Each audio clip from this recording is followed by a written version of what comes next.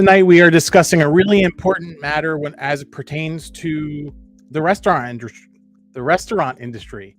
So the thing here is there's always been a disparity between the front of the house pay and the back of the house pay. And recently, Cassie and I dined at a restaurant locally that they had a fee on their menu that they talked about. And I want to discuss this fee, talk about a little bit of how it's very well intended and some of the execution, and talk about, is it something that you would pay as a consumer, this fabricated restaurant fee, I'm going to call it. And again, at this point, we're not looking to throw shade at any restaurant. I think for me, it's important that the restaurant industry stays healthy because I like dining in restaurants. And I'm sure if you found this channel or this video or any of my videos, you probably enjoy restaurants too. So without any ado, this is the message, and I edited it to remove the restaurant name. So I'm going to read it out loud, but you can read here along as well. As of July 4th, we will begin to incorporate a 4% kitchen administration fee to help balance the industry-wide discrepancy between front of house and back of house. After much deliberation, we believe that the 4% administrative fee is the best solution to take better care of the hardworking members of our restaurant team, and hope you will feel this way too. We thank you for your loyalty, your understanding, and your desire to help pioneer a better wage structure and working conditions for the aspiring chefs. Man, it's been a long day. So let's break this down a little bit. Now, I think this is a very well-intended thing. I always dislike hearing stories about, especially in really nice areas, and I'll tell you, this restaurant is located in a city called Saratoga, which is in my area. One of the nicer cities. They can get away with higher dish prices because it's in such a nice area. And with that higher ticket bill, where, if you're paying a server based on the bill, you're going to be paying on a percentage basis if you're going to tip. That's kind of the way that customary tipping works in the United States. So as of July 4th, track season starts July 4th in Saratoga. So that's kind of an important detail here. We'll begin to incorporate a 4% kitchen administration fee to help balance the industry-wide discrepancy between front and back.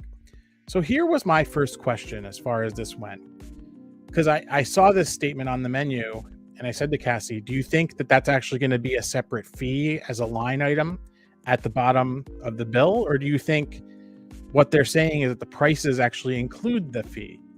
And I think in this case here, it's kind of ambiguous, but I should have expected it to be a separate line item. So what they're looking to do, I guess that fee is to go toward additional wages for their back of house. So those are the people that wouldn't get tips. So when you tip a server, the money goes to that server. They have to pay their taxes on it. Hopefully the restaurants aren't taking a cut out of that. Sometimes they do, but that's neither here nor there. But the back of the house gets a straight hourly wage, and this is what's typical here in the United States. When you have a place here, and I have the menu up, the average beverage is $15 to $16. So you figure a party of two, you're going to have one or two beverages a piece. You're already up there for an $8 tip just on beverages. And then the dishes kind of range. There's small plates, there's large plates, but like a steak costs over $50. A chicken dish costs $36. There's a salmon dish that's $38. So I mean, it's very easy to rack up a bill. So let's just work on a little bit of hypothetical math, just so that we can kind of break down what exactly this fee is doing, right? So when we tip 20 to 25%. That's customary. 18% used to be what it is. Prices are going up everywhere. People need to afford to live. Be kind, tip 20 to 25% based on the service. So a 4% administrative fee. So on a $100 bill, that's $4. So my question is, This 4% fee that you're now listing out for the consumer. So at the end, we got a bill, and the bill had all of our items listed out. And then at the bottom of the bill, there was the tax, and then there was the 4% kitchen administration fee, and then, you know, the total, and then you have to add the tip. So the first question I have is, losing my train of thought here. I didn't prepare notes. Usually my Thursday nights are more me eating and reacting to food. So this is a little bit of a different topic, and I'll get to that a little bit toward the end here. But you list out this fee. Number one, do you tip including that 4% fee? And I think there's an important reason not to be cheap, but just to go back to the original spirit of the fee. But also, what if on a $100 bill, that 4% were distributed into the price? So my issue with this isn't at all that they're doing it. In fact, I think this is an amazing thing. I think having a restaurant supporting, you know, equal wages for all people who are working there. I mean, kitchens get hot, okay? So it's and not to say that servers don't do much, because they're obviously running around, they're dealing with the customers. So there's obviously a little bit of a disparity there, but you know, kitchens also have to take the brunt of if something gets sent back, or you know, if too many orders come in at the same time, and there's all that kind of thing going on.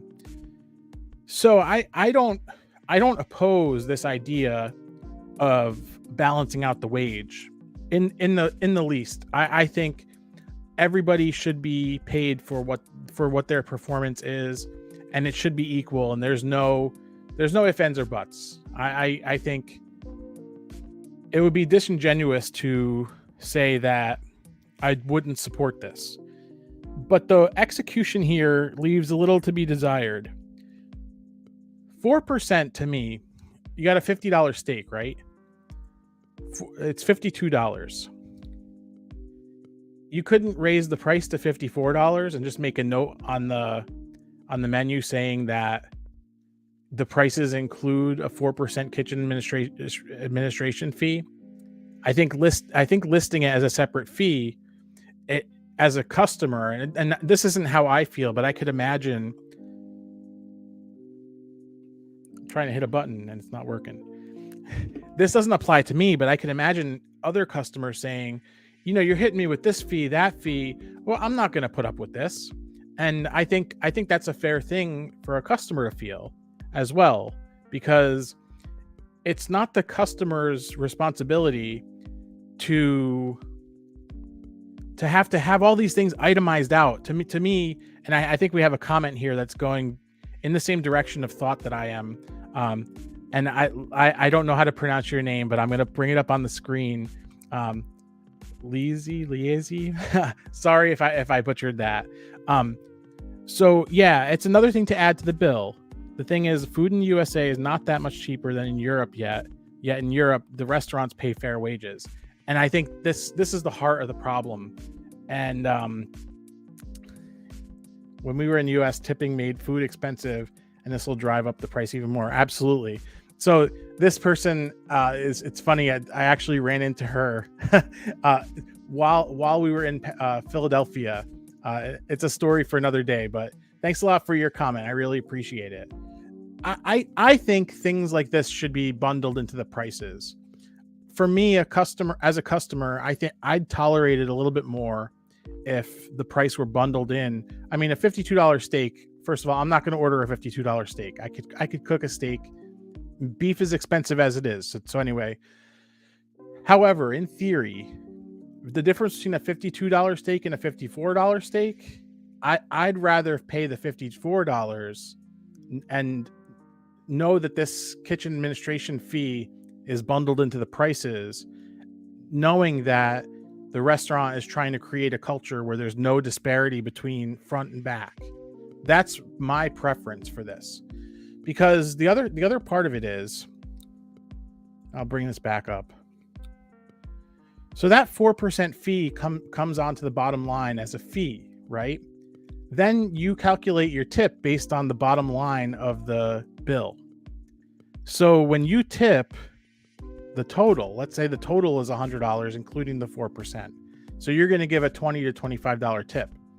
Your tip is inflated by 4% because this fee is on top of that. So that kind of makes you're catching up a little bit, but it's deducting a little bit. If that makes any kind of sense. I didn't want to go into algebra here, but so I feel like you have to back that out before you calculate the tip. And the thing here is it's all arbitrary, right? So, even the 20 to 25% tip, that's kind of it's not customary. Servers can't expect that for every customer. Some customers are going to be super cheap. And I think that's part of the game of being a server. But I think, in essence, I think the idea of what this restaurant is doing to balance out the discrepancy between the front and the back of the house is a good thing. I think that it's important that all employees are valued well and that there's no big difference. I mean, because Saratoga is a lot of high rollers, especially during July 4th, between July 4th and Labor Day, because of the horse race season. It's a lot of high rollers in Saratoga. So the front of house is going to be making decent money. I'm not gonna judge for that. That's what they do, right? But the back of the house, I'm sure the hourly wage doesn't change between July 4th and Labor Day. So it's important, I think, for the back of the house to get their due. Everybody needs to be paid an equal wage, right? When I say equal, I mean commiserate with their ability, talent, and title, all those types of things that go into like a structure, because there should be a structure. You have a head chef who shouldn't be getting paid the same as a sous chef and all that. So that's my point. There is going to be a review on this restaurant, and I didn't want to name them out specifically here because I think this topic is kind of more widespread. Our restaurant's doing this, and I think it's kind of cool to see that a restaurant in Saratoga is doing it. But my question is, first of all, is 4% enough? That's a big thing that I want to know. How is 4% really going to make that much of a difference when, and I understand also that servers get a very low base pay to start and all that kind of stuff. So I don't know. I don't know the mathematics and the financials. So I think there probably was a lot that went into this decision, and that's good. These are the things that you want restaurant management to be looking at, right? So the reason why I split this out, first of all, tonight I was a little bit busy, so I wanted to do something where I can talk and not have to worry about picking up food. That's neither here nor there. But also, I didn't want to harp too much on this in the review of this restaurant because, in essence, I think it's a good thing, but I wanted to bring it to the forefront for this discussion to just, make it be something that you think about, because you may be seeing more fees like this, especially with, the impending, I don't want to use the word recession, but, financial whatever is going to happen, that we should expect based on everything going on. And that's kind of why I wanted to bring this to the forefront. I think customers should expect that more restaurants are going to do this. They might not do it the same way. I mean, is this the right way to do it? I don't know.